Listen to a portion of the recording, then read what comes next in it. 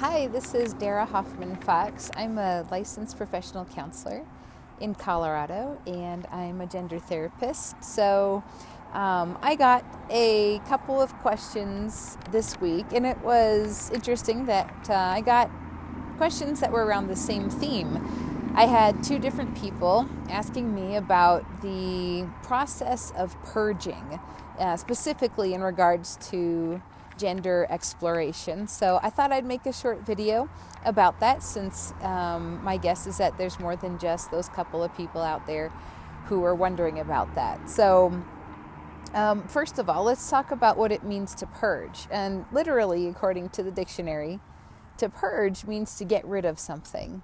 And so in regards to gender exploration, to purge would mean to get rid of items that are gender affirming. In other words, it makes items that make you feel more comfortable in your gender. This could be a wide variety of clothing, it could be accessories, but basically, specifically, the process of purging means getting rid of items that are gender affirming. And so it's a cycle. So a lot of times what will happen is first you start off, you acquire the items that help you feel more comfortable and that are more gender affirming. And you use them for a while, you enjoy being able to relax in them and feel more like yourself. At some point, something happens, either it's external, maybe if somebody catches you, or if it's just an internal shame or guilt that causes you to then want to purge those items. After some time, a lot of times you'll then end up feeling regretful for having gotten rid of those items, and potentially will go back and buy some more items. And if you're not aware of the cycle, you can end up going through this cycle over and over and over again. So the reason somebody in the first place will even buy these items, which I'm sure a lot of you know if you're watching this video, is because it makes you feel more comfortable, makes you feel more like yourself. You feel right. Your gender expression feels more true. And a lot of times, if you're going through the purge cycle, it means that perhaps you're doing this privately or in secret. And so it's really maybe perhaps just with yourself, or maybe even with one other person who you live with or who you trust, that you can do that around. The thing that's harmful and hurtful about the purge cycle is that it continuously ends up feeling like something is wrong. Something is wrong with you, and that you're doing something wrong. So basically, you're getting rid of whatever it is that has brought up this feeling of shame inside of you. And of course, just getting rid of the items doesn't actually get rid of that feeling of shame. It only actually makes it worse, because you're sort of reaffirming to yourself that this is wrong. This is something I should be ashamed of. So if I get rid of these items, it's like a symbolic gesture of trying to get rid of that part of you, sort of like be gone with you. And perhaps if I get rid of those items, maybe that part of myself will either get quieter or go away.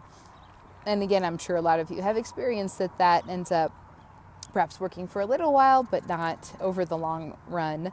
I was thinking about how in 2013, some of you probably have heard of Kristin Beck. She's the Navy SEAL who came out as transgender female, and she described her purge process that she went through when she was a Navy SEAL, when she would have an opportunity to, in between her different assignments, be able to go somewhere and rent a hotel room. And if there was a Victoria's Secret nearby, she would go to Victoria's Secret and pretend she was shopping for a girlfriend, buy herself clothing items, and then she'd just relax for the whole weekend wearing these items, and then she'd have to purge them afterwards. So literally, she could not bring these items with her as a Navy SEAL on her assignments. And so she still can remember the feelings of shame that came up from that, and a really deep sadness of knowing every time she did that, she was telling that part of herself to go away or to be quiet. And her exact words about why she did it was because it just makes you feel closer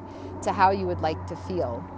So in terms of perhaps some advice, just know that this is something that many people go through, and you're not alone in this. There's a lot of different forums on the internet that you can talk to other people who've already been through this purge cycle, and maybe they have found a way to stop it, or they are continuing to go through it, but they just want somebody to talk to about it.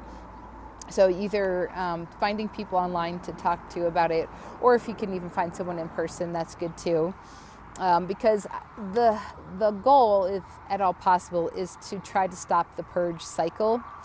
Even if it means at some point, if you're beginning to get that feeling like there's something wrong with what you're doing, perhaps put those things away.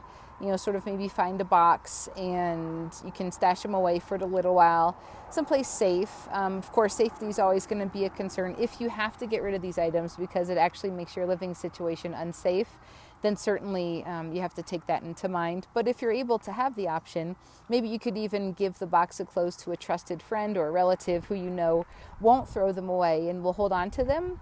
So that way when you can work through the cycle naturally, you'll end up sort of not showing yourself that you're ashamed of yourself, but just that you understand that you're going through a difficult process and you might need to take a breath or take a break, and then you can return back to trying to explore your gender in a way that's comfortable to you. I got some of this information from an article on the internet. It was on a website called tgforum.com. And the article was called The Purge. I'll put that in the notes for this video. So hopefully that was of help to many of you out there. Thanks for watching. And if you have any ideas about videos you'd possibly like me to create, go to my website, darahoffman-fox.com, and use the Contact Me link and send me your ideas. And I don't generally have a chance to read all the YouTube comments, so go ahead and go through my website. That way I'll get your email, your message directly sent to me through an email. Thanks. Take care. Bye.